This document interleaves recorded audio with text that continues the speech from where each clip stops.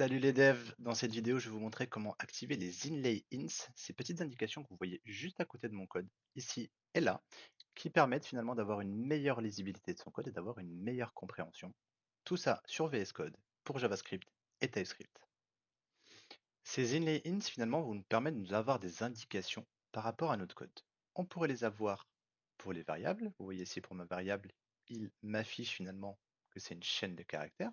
Si je viens la modifier, il se met à jour automatiquement. Ça permet d'avoir quelque chose de très visuel et de pouvoir le voir tout de suite sans avoir à aller chercher dans le code ou avoir besoin de survoler sa variable pour en connaître le type.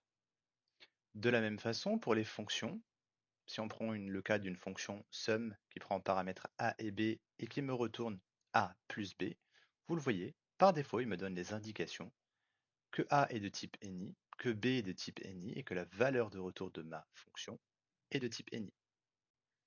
Et enfin, dans le cas de figure où j'ai un tableau, ici j'ai un tableau de fruits qui contient plusieurs valeurs, il a réussi à également définir le type, à savoir un tableau de string, de chaîne de caractères. Et lorsque je joue avec ce tableau, avec notamment une fonction forEach, j'ai une petite indication pour la callback ici, la valeur de retour qui est de type void, une fonction qui ne retourne rien. Et enfin, lorsque j'utilise le console log, j'ai une petite indication qu'à ce niveau-là, il va falloir que je passe des données.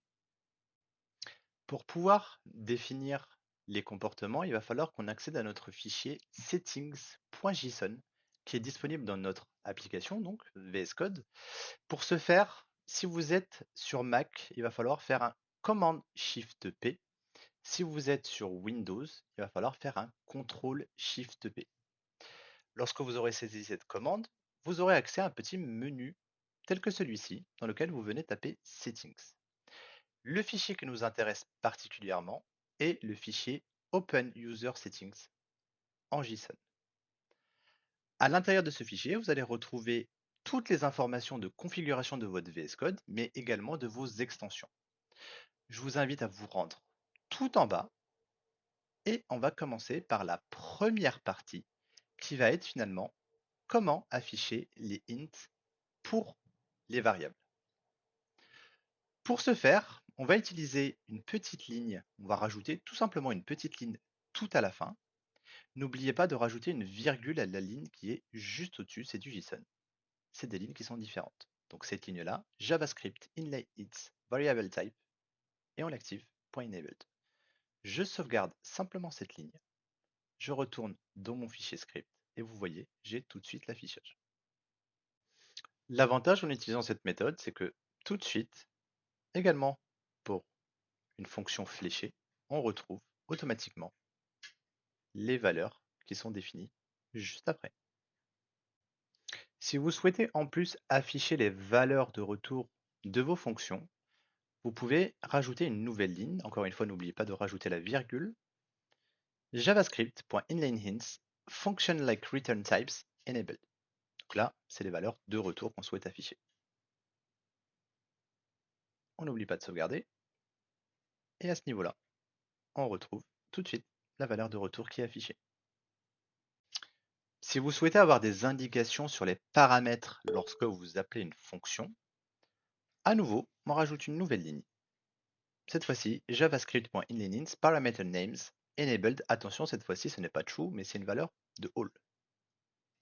Si j'appelle la fonction sum qui est juste au-dessus et que je lui passe deux valeurs, vous le voyez, j'ai l'indication tout de suite que le 1 correspond au paramètre A et que le 2 correspond au paramètre B. De cette façon-là, si je reprends mon tableau de fruits initialement déclaré, j'ai bien l'indication du type comme quoi c'est un tableau de string. J'applique la méthode forEach pour venir boucler sur les différents éléments de mon tableau. J'ai bien une indication que ce petit f et cette flèche correspondent à une fonction de callback. Et lorsque j'utilise le console log, j'ai bien une indication que le f, qui correspond à mon élément courant, est interprété en tant que data. Toutes les lignes que nous venons de rajouter, bien sûr, peuvent être également utilisées avec TypeScript. On pourrait donc les dupliquer, tout simplement, en remplaçant JavaScript cette fois-ci par TypeScript.